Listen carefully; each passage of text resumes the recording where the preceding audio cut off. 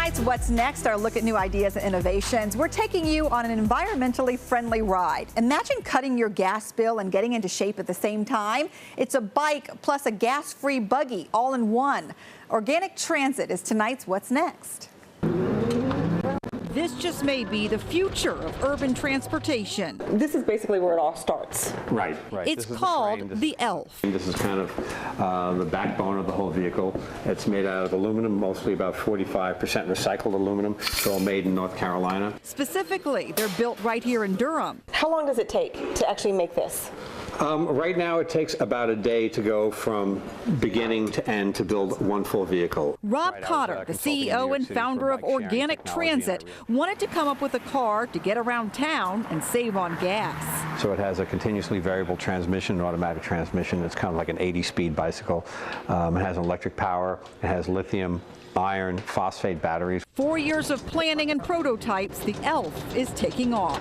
This one's still being put together. Right. And it kind of looks like a go-kart. Yes, it's kind of a go-kart. It fills the space between a bicycle and a car. Okay. So you like to pedal your bike, you like to scoot around, but you want a little more safety, you want some weather protection. There's even a little trunk, Rob says, that can hold your bags of groceries. With a dashboard, gauges, LED lights, and side and rear view mirrors, it's tiny, but still packs safety and modern conveniences. A bike/scooter. Pedal for a while, then hit the electric throttle for the big hills. The whole time the solar panel is charging up your batteries. If you're pedaling and using the solar panel together in combination, you can go about 30 miles. With 9 patents in place, Rob says there's no other vehicle like it. This is one of the most popular colors. Right. What is this color called? This is called Wasabi. They're also available in silver and mango. Of course, I needed to try out this petite, eco-friendly ELF. Right. And grab the brake there. We grab the brake? Yeah, this is the kind of picture. That's probably a good idea. Yeah.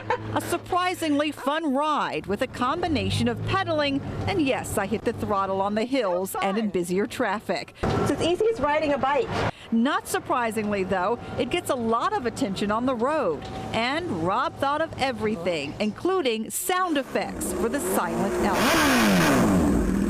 So if you're driving and hear a motorbike, a Jetsons car,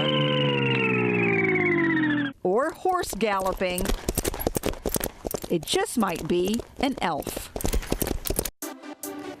Vaccines made with plants is tonight's What's Next, our look at great ideas and innovators in the area. Every year you're urged to get a flu shot. Well, this season has been one of the worst in decades, killing 35 North Carolinians. And there have been reports of vaccine shortages. But Medicago promises to change the way we handle pandemics. The RTP company is What's Next. Green, lush, and flourishing, the Nicotiana bathamiana, a long name for a relative of the tobacco plant. How big is this greenhouse? This particular greenhouse is 27,000 square feet, which is approximately the size of half a football field. These green plants could revolutionize how we vaccinate against the deadly flu virus.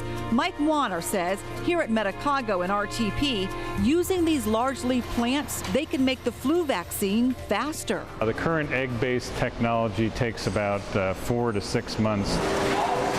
Comparably, we could do that in about 2 to 3 months. The other benefit, plant-based vaccines cut production costs, making the vaccine cheaper to make. The sun is giving us the energy we need. We recycle the fertilizer and the liquids. This is how it works. From seedling to full plant takes 5 weeks. Then the state-of-the-art process begins, and that takes us inside the infiltration room. Why is all of this necessary? This is necessary because we have a very high concentration of bacteria in the process. So it protects you from the bacteria, but even more importantly, it protects anything that we might be carrying with us from getting into the process. We're making something that's going to be injected into humans, so we have to be very careful about handling that material.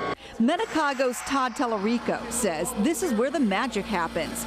Racks of plants turned upside down and lowered into a vacuum infiltration unit. So the vacuum draws the air out of the surface of the plant leaf. And then, like a sponge, the leaves fully absorb the agrobacterium solution. And why would you want to put bacteria into the plant? These are special bacteria, so they're known in nature to be able to take a piece of their DNA and transfer it into the plant cell. These plants are now essentially a host to carry what will be a flu-fighting DNA. They're actually taken upstairs now into another area, and then they're watered in there and they're exposed to a certain amount of light. The leaves hold the key virus-like particles. It goes through a dicer, so it chops them into small segments. It moves into a large digestion kettle. Enzymes break down what were tobacco leaves into a liquid form that can be purified into a flu vaccine. If all goes as planned, Medicago says it could pump out 10 million doses of the flu vaccine per month. Clinical trials start this year. The seasonal flu product, we hope to be on the market in 2015. But Medicago's plant-based vaccines stretch beyond the flu. It's being also tested to immunize against rabies and rotavirus, promising these plants are the future of life-saving vaccines. Welcome to What's Next, NBC 17's behind-the-scenes look at ideas and innovators in our area. It starts with Epic Games out of Cary. When your kid asks for a video game, maybe for the holidays or a birthday, odds are it's from Epic. I visited its headquarters to find its model for success and its next big thing. It took the video game industry by storm. Techies couldn't get enough of Gears of War, a third-person military science fiction shooter game. People find that they can go into a world that's a little more science fiction, a little bit different than some of the other shooters that are out there, and it's a little more exciting to kill monsters with really crazy weapons. Those crazy high-powered weapons and vivid images made Gears of War the best-selling video game when it was released in 2006. John Farnsworth, Vice President of Operations at Epic Games, says even the founder, Tim Sweeney, couldn't have predicted Epic's success when he started developing video games in his parents' Maryland basement. Who would have thought that Gears of War would have become so popular? It's been a wonderful success for Epic. It's a billion-dollar franchise. And it's headquartered right here in Cary, a video game dynasty, now with offices across the globe, including Asia and Poland, gearing up for the next big release. This is the playtest lab. This side competing against this side. And what they're testing is a new Gears of War game that's going to be released in March. These are Epic employees, from finance guys to producers, all testing the product, making sure it's release worthy. They are calling out feedback on, wow, I got that guy, but the gun's reload is a little slow. Left side. For Gears fans, this game will take them back in time. Farnsworth says it's a prequel to the series to be called Gears of War Judgment. Where the story began and how they got into this universe that we call the Gears of War, and how exciting it is to see where each one of their characters began. Recording. And we got a chance to see the masters at work. We get professional actors that will come out and do what you've seen down there on our motion capture floor. We recently worked closely with guys from Fort Bragg and the special operations community to come up and teach our artists and our motion capture guys and our animators. For this stuff, we're going to do like pop outs. Every effort to make sure the characters look and move like in real combat. In 2013, you'll also be able to play on the go with new games for Apple iPhone and iPad users. Plus,